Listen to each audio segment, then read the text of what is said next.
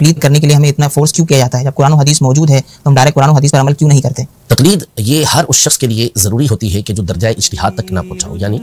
جس کے اندر وہ صلاحیت کے پورے قرآن و حدیث کے ذخیرے پر اس کی نظر ہو، اسے معلوم ہو کہ کون سی آیات یہ ناسخ ہیں، کون سی منسوخ ہیں، قرآن پاک کا عام کیا ہوتا ہے، قرآن پاک کا خاص کیا ہوتا ہے، کس کے ذریعے سے کسی چیز کا حکم واجب ثابت ہوتا ہے، کس دلیل کے ذریعے کسی آیت سے حکم جو ثابت ہو رہا ہوتا ہے وہ مستحب ہو رہا ہوتا ہے، پھر احادیث طیبہ اس کی نظر میں ہو، اسے معلوم ہو کہ یہ جو آپس میں احادیث بعض اوقات ہمیں متعارض یا ٹکراتی ہوئی نظر آتی ہیں تو ان کا آپس میں معنی کیا ہے، ان تمام چیزوں کی طرف اس کی نظر ہونا اور پھر ایسی صلاحیت اس کے اندر ہونا کہ وہ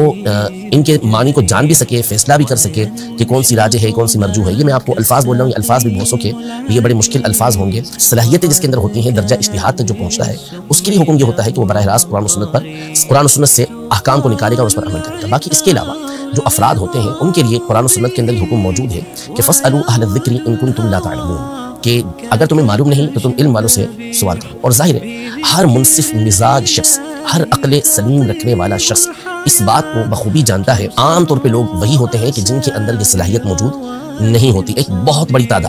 تعداد جو نماز ادا کرتی ہے اور اپنے آپ کو تقلید سے آزاد بھی مانتی ہے، لیکن آپ اگر ان سے اس بات کا سوال کر لیں کہ آپ جو نماز ادا کر رہے ہیں تو کیا نماز کے ہر رکن کی ادائیگی پر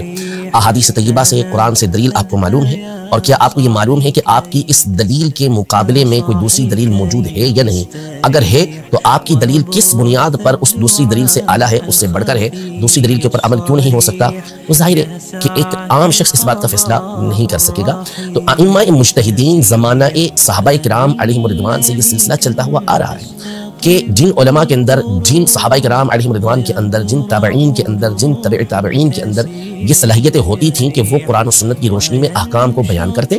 اصول اور ضوابط ان کے پیش نظر ہوتے، ان اصول کی روشنی کے اندر وہ آگے مسائل کو لوگوں کے سامنے نکال کے بیان کرتے اور پھر وہ لوگ ان کی پیروی کیا کرتے تھے، ان کی تقلید کیا کرتے تھے۔ تو